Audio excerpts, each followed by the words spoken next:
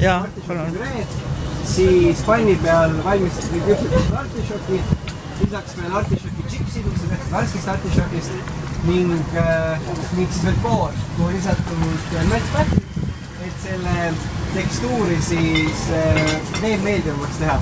Ja kogu rooga on siis maitsestatud veel rühmiga. Teadis on minu poolt. Jaa.